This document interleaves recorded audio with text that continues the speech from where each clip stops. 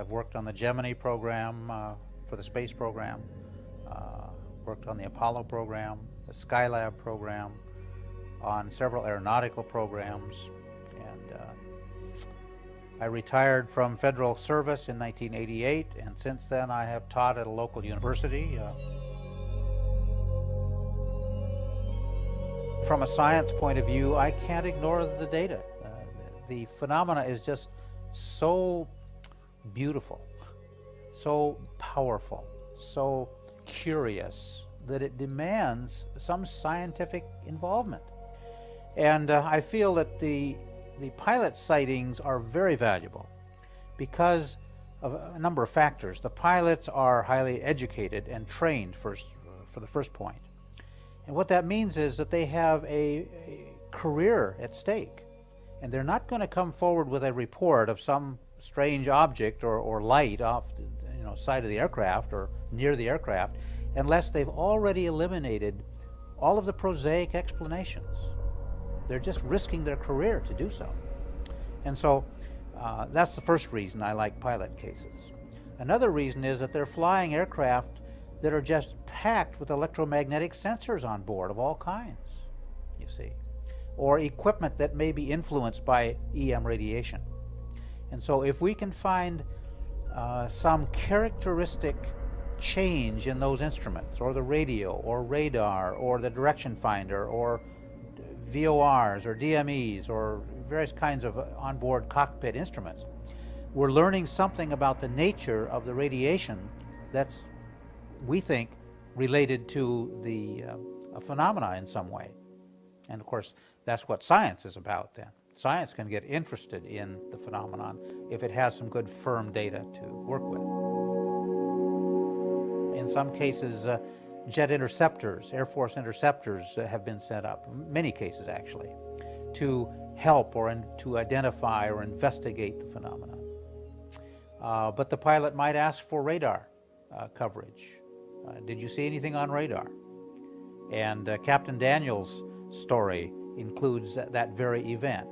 Did you see anything on radar? And Boston Air Traffic Control said, no, we don't see anything. But sometimes they do. I have many, many cases in my AirCat files where there is good positive visual radar correspondence. I'm asked quite often to say something about AirCat. These initials stand for Air Catalog. This is a rather extensive library I've been collecting for almost 30 years now from commercial, military, private, and test pilots. I have over 3,000 cases now. A certain proportion are certainly historical that I've not interviewed myself because in some of them they're so old I wasn't even alive. I wasn't born yet. And many of them come from Project Blue Book, which is the official Air Force study of the subject. But many of the more recent ones I have investigated and have tape recordings or video recordings of the interviews with the pilots. I have FAA tapes that you can obtain as a citizen through Freedom of Information Act requests. And so this database is very large, and those cases that are not complete are usually the result of what I would say a hesitancy on the part of the pilot to disclose everything. If they're a commercial pilot, for instance, there may be concerns about job security or ridicule, some reasonable, I shouldn't say reasonable, but understandable reasons why they won't report. I got an emo. Yeah, it's getting really bad on this thing. I would say in half of the cases at least, the phenomenon appears to approach the airplane, not the other way around. It's as if the aircraft is the focus of attention or curiosity, if I may use that word, of the phenomena. That the pilot's flying along minding his own business and something comes up alongside one wing for 15 minutes at cruise altitude, cruise speed, and then sometimes we'll flip over to the other wing or stay right at the nose of the aircraft and then do barrel rolls along the flight axis. Some very interesting maneuvers. the kind of flight maneuvers that our aircraft are generally not capable of doing. Here's an interesting case involving magnetic compass deviation. It took place on May 26, 1979 at about midnight over south central Utah. And this is a private aircraft. James Gallagher had left Blackfoot, Idaho before midnight, and it was now at 10,000 feet altitude in his light aircraft. And he was just south of the Challis National Forest, intent upon landing at Friedman Memorial Airport at Haley in Idaho, about 14 miles south of Sun Valley.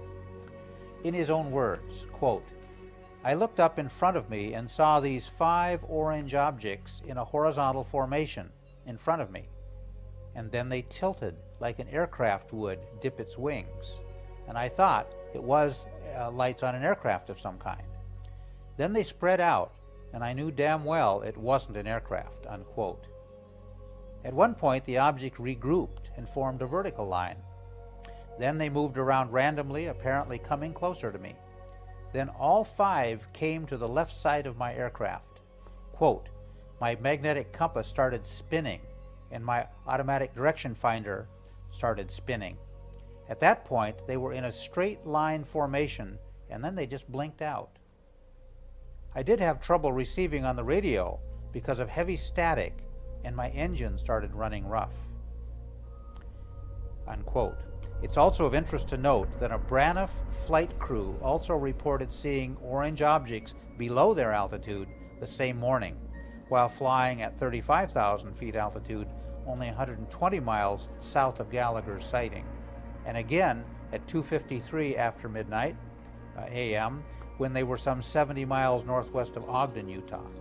Ground radar also tracked the objects during this encounter. So there we have an interesting case of several aircraft, compasses deviating, radio frequency interference, and radar. There's a wealth of data there, and it just amazes me that my colleagues in the physical sciences just, for some reason, aren't interested in this subject.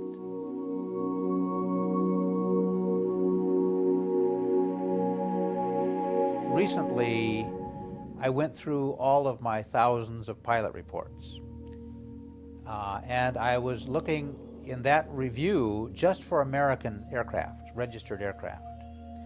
And within that subset, not foreign, but American, what number of reports could I find that seemed to impact aviation safety? I found 100 cases that I felt had some important impact where flight safety was impaired or reduced in some way. Now, in the process of doing that, I had to read all the foreign cases as well.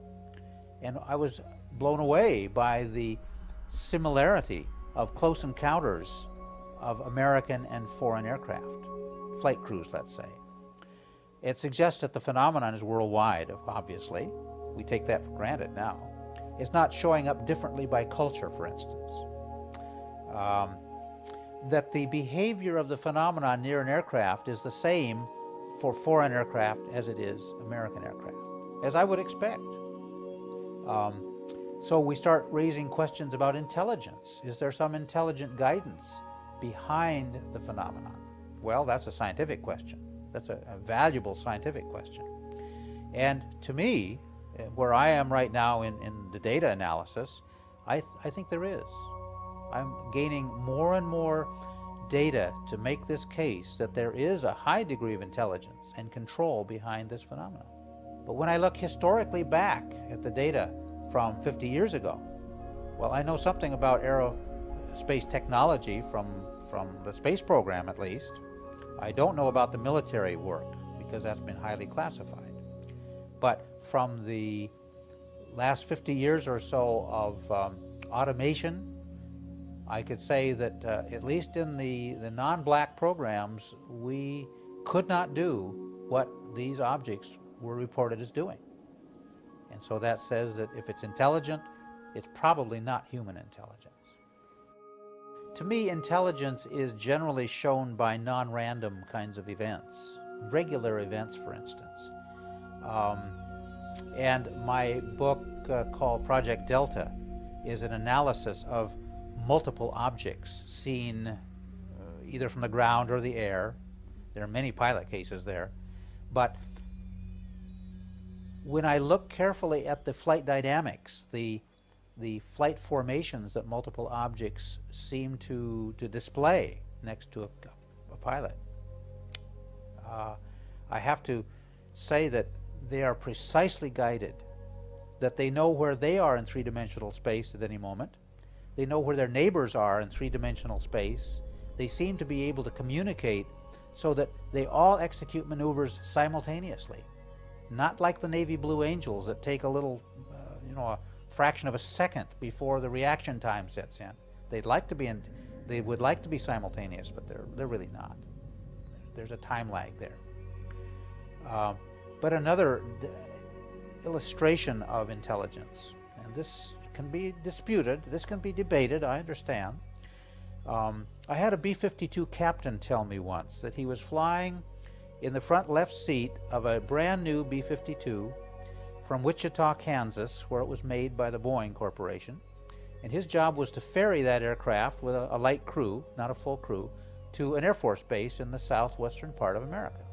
Clear sunny day, beautiful bright sky, and an object, a round sphere, probably 4 or 5 feet in diameter with no markings, no rivets, no seams, no insignias, no USAF on the side, showed up right off his left wingtip. Well, his co-pilot said, "Captain, we have an object off our right wingtip," and he described it, and it was the same shape, size, and identical to this one on the left wing. So there's 2 objects now, keeping up with the aircraft at cruise altitude and cruise speed. Well, to make a long story short, he told me that an object showed up behind the aircraft, above the aircraft, below the aircraft, and off each wingtip, 5 total. And I said, "Well, what did you do?" He said, "Well, I hit the autopilot button on the control column and went into evasive maneuvers," which is kind of standard operating procedure, to try to shake these things. And he said, "I tried to, if they were balloons, they weren't going to keep up with us very long. If they were birds, why were they at that altitude and flying at 300 or 400 miles an hour, so forth and so on." Good, typical piloting behavior, checking off what they weren't, you see. Well, he said, no matter what I did with that aircraft, they stayed with the aircraft perfectly aligned. It was called station keeping. So he said, after a while of this, we're running out of fuel and I have a job to do. He said he added power, got back up to cruise altitude, and put it back on autopilot. And he said after 15 or so minutes more, the objects departed from the aircraft in the exact opposite order they arrived. Intelligence. To me, that's not random. That's intelligence. That's deliberate. I can say happily that we don't know of any major cases where deaths have occurred from UAP. The reason for that's very interesting, that there have not been any collisions that we know of with commercial flights from UAP. Why? Because the phenomenon seems to get out of the way in time. Highly maneuverable. Great deal of energy to deal with. And flying an airplane is fundamentally manipulating energy from one form to another. Thrust vectoring is another way of thinking about that.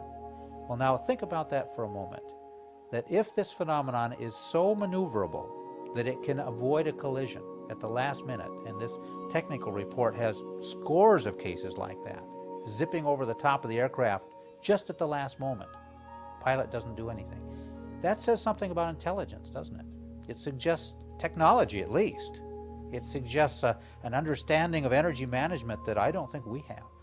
Now, some skeptics will say that these are all visual illusions, and I can't buy that. Not all these cases. Not with 3 sets of eyeballs in that cockpit. Not with radar confirmation. Not with ground confirmation by radar. Or even additional aircraft nearby. Pilots, being human beings, are subject to the same pressures, psychological pressures, as anyone is in our culture against reporting these strange experiences, these strange phenomena. that shouldn't exist. The authorities tell us there's no threat. They tell us that there's nothing to worry about, that there's really nothing there. So why report something that's not really there? You see?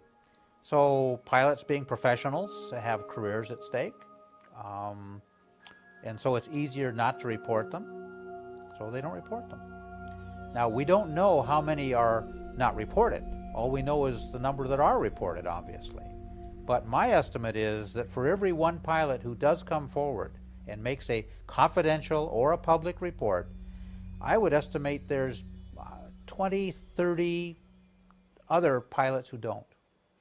As a result of this review of my AirCat files, I found a number of cases back in the 60s, for instance, when the Air Force was still heavily involved in this subject, where they stepped in and interviewed, let's use the word, commercial pilots, not just their own military pilots, but commercial pilots, and ended the interview by saying, "You're not to tell anybody about what you saw." Captain Kenju Terauchi was piloting a Boeing 747, Japan Airlines, from Paris, France to Tokyo over the polar route. And I interviewed him by phone. I'm the only civilian to interview this gentleman, after he and his crew had a major sighting over northern Alaska on their way to Anchorage to land for refueling. And as a result of his following the rules, which he did, making a report out, landing safely, delivering the cargo, being a good pilot, Japan Airlines asked him to not fly anymore. And I happened to meet the chief medical officer for Japan Airlines on that incident, and I asked him why. Why did you relieve Captain Terauchi from his flying duties? Flying a desk, right? And his answer was, well, we convened a medical review board on this incident, and we decided that it was not wise for Japan Airlines to have a pilot flying who sees such strange things. And that was the answer given. So Captain Terauchi was then not demoted, I guess you'd say, but at least in that culture, that's hard on the ego, on self-image, on pride, very hard. And so I have to tell you the end of the story, and it was that I may have said too much to this Japanese gentleman in a three-piece suit in Japan Airlines, but I said, well, I have to disagree with you, sir. I think you have a fine pilot there. Captain Terauchi is a very fine pilot. He did follow the instructions. He did report accurately. He did maintain control of that aircraft at all times. He did deliver his cargo.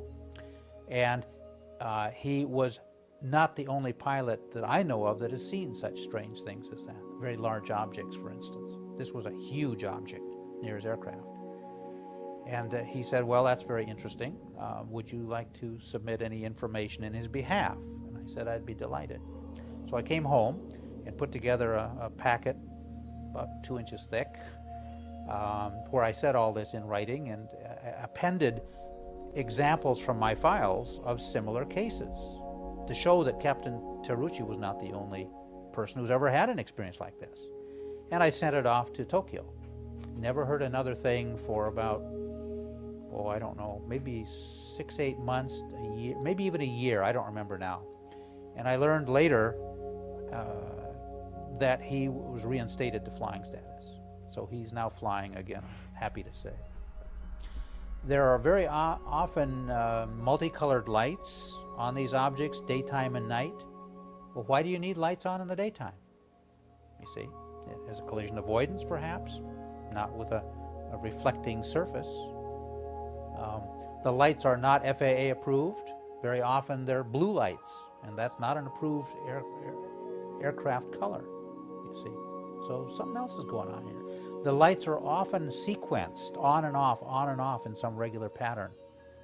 They would be rotating clockwise around the circumference, for instance. Aircraft don't have that. When we look at daylight sightings of UFO phenomena in general, there is probably more commonality than difference. I'll have to say that. For instance, the great majority of the phenomena reflect ambient light. What that means is it's like a bumper of a car that's polished chrome and it reflects sunlight. And you see a little image of the sun. Well, that's the kind of surface characteristics that the objects almost always have. Not always, but usually. Another classification of surface characteristics is pitch black, almost a black hole, where it's absorbing light.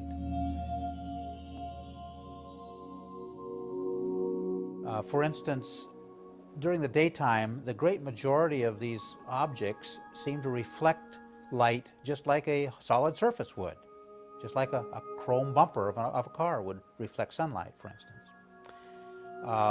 However, very seldom do we see seams, markings, rivets, any sort of insignias. There's almost none. That these are just smooth, aeronautically shaped. Very seldom do we find sharp edges. They're usually smooth, rounded edges. Quite often there's a little protrusion either on the top or the bottom, or both, that some people describe as a cupola or a cockpit of some sort. And very often they're transparent, and detail can be seen inside the windows. Very interesting. I have a number of cases where the object, or whatever it is, let's call it an object, does not reflect light, but it's pitch black. That it's like a black hole. It almost absorbs light. Typically they have sharp edges, they're not fuzzy edges, which suggests a physical object there as opposed to an atmospheric, an optical phenomenon. And one case in particular comes to mind, and this is a Canadian pilot flying by himself in a 2-engine propeller cargo aircraft, a DC-3, and he's flying about sundown to the south after having dropped off an oil crew at a little dirt strip north in Canada, Saskatchewan, I think it was. And he's flying about 5,000 feet altitude, about ready to land, and his wife is down there, has the coffee on, and the radio on, and he radios to her that, hey honey, I'm going to be home in 20 minutes, get the coffee going, and I'm hungry. And he said to me that off to the western horizon, the sun is about on the horizon ready to go down, he noticed a black speck, and at that great distance off to his right he thought it was another aircraft. So he kept an eye on it. He just keeps on going straight ahead, obviously. He said this object, whatever it was at his altitude and moving rather quickly from right to left until it was pretty much right ahead of him. And then he said it stopped. It came to an abrupt halt right in front of his aircraft, and he started to gain, the distance was lessening, and it got bigger and bigger and bigger. I said, well, what did it look like? He said it looked like a bullet. It was flat on its rear end, pointed on its front, and kind of parallel at the top, and then it tapered down to the point on the front. Well, what did you do? He said, nothing I could do. It was just there in front of me, and then it maintained distance. It just kept a constant distance. It didn't change in size, in other words. So we're equating size of the object with separation distance. And what happened, I said? Well, after some minutes, it just continued on its way in its original direction. End of story? Almost. He radioed his wife to describe what had happened, and found out that he'd lost some time. Some time had passed, longer than should have normally from where he was to where he should be going to land the aircraft. And I suspect when the object was right ahead, that's when the missing time occurred. And for a pilot to look you in the eye and tell you that, at 100 yards distance at altitude, that has a great emotional impact on me, I must say.